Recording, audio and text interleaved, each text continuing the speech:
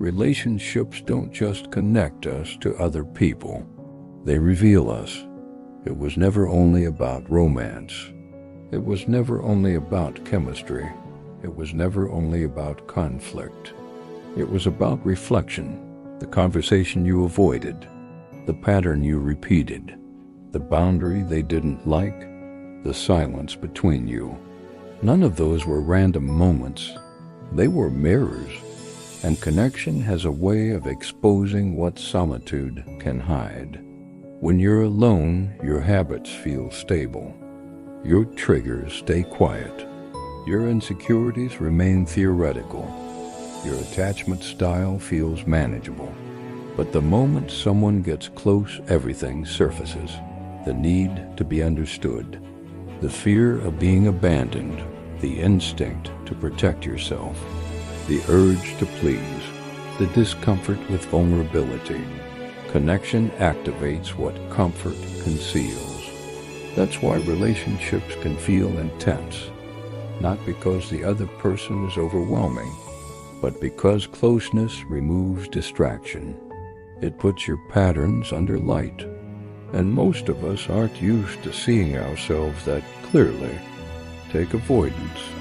Avoiding a difficult conversation feels easier in the moment. Silence feels safe. Delay feels strategic. Distance feels controlled. But silence often protects ego more than connection. It prevents discomfort, but it also prevents depth. When you avoid saying what's real, you're not maintaining peace. You're maintaining stability.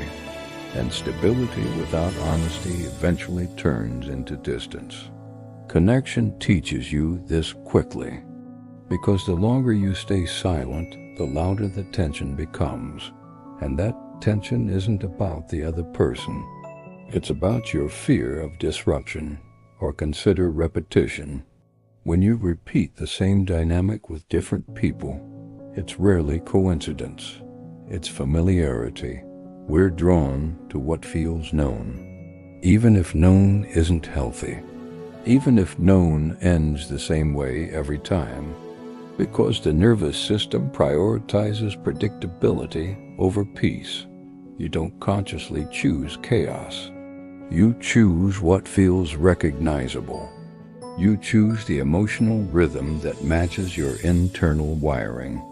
If you learned love through inconsistency, consistency might feel boring. If you learned connection through intensity, calm might feel unfamiliar. Connection reveals these preferences, not to shame you, but to inform you. Then there are boundaries. When you set one and someone reacts negatively, it feels personal. It feels like rejection, like conflict, like you've disrupted something fragile. But what it actually reveals is the structure that existed before the boundary.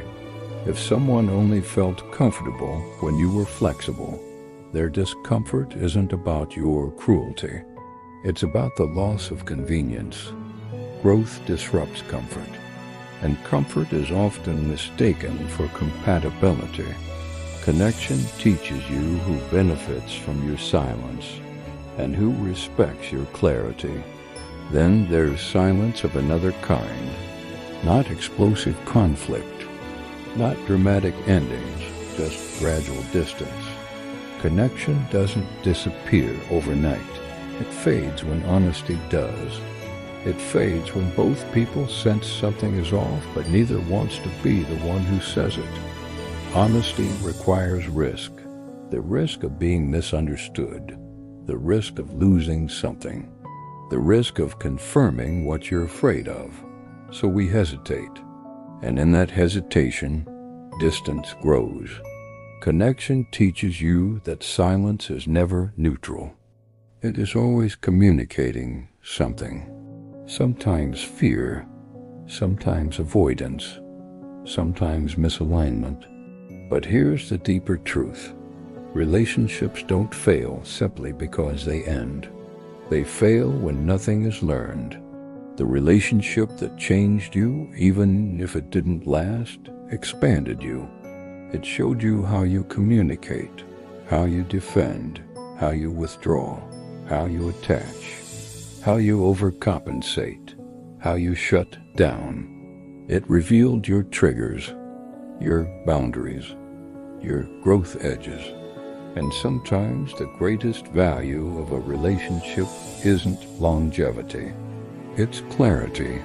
Clarity about who you are when someone gets close enough to see you clearly. Connection teaches you what solitude can't.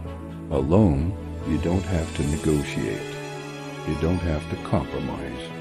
You don't have to reveal. But closeness removes the illusion of stability. It shows you where you shrink, where you overextend, where you abandon yourself to preserve harmony, and where you stand firm. If you pay attention, every relationship is feedback, not judgment. Feedback. It tells you, this is where you still people please. This is where you avoid discomfort. This is where you overgive to feel secure. This is where you stay silent to prevent rejection. But it also shows you this is where you've grown. This is where you're calmer than before. This is where you no longer chase. This is where you can express yourself without panic.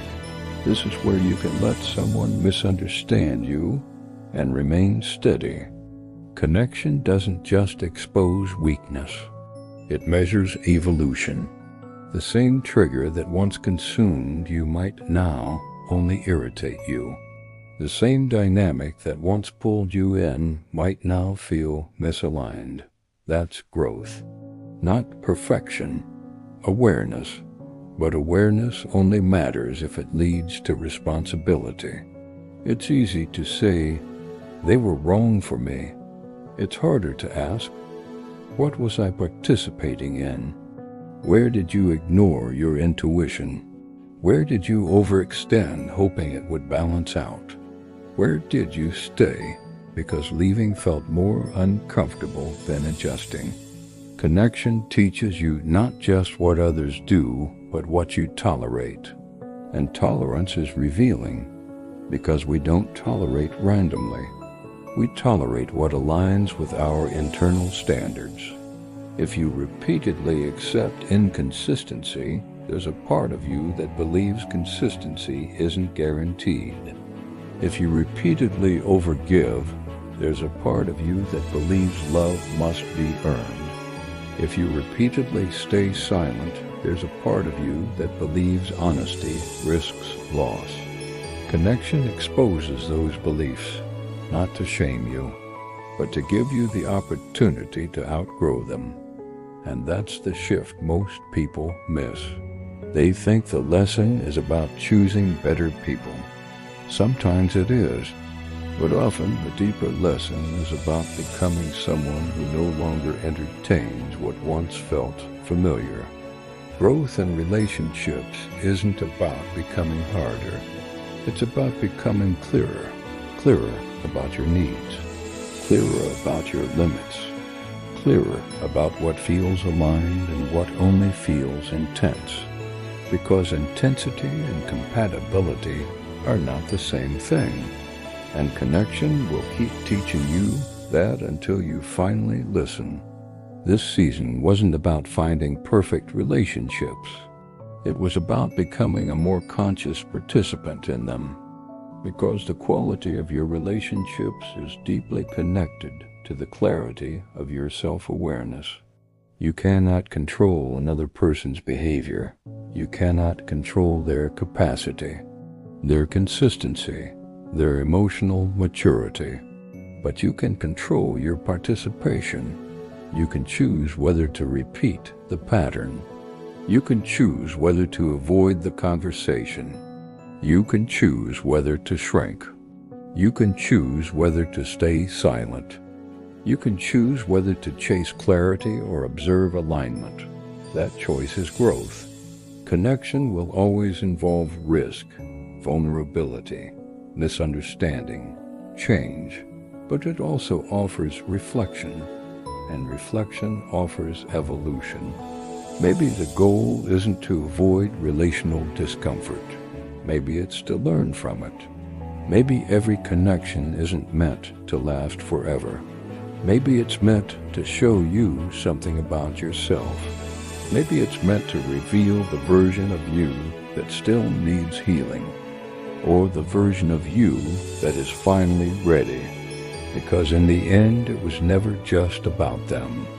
It was about who you became when they entered your life, and who you are now because of it.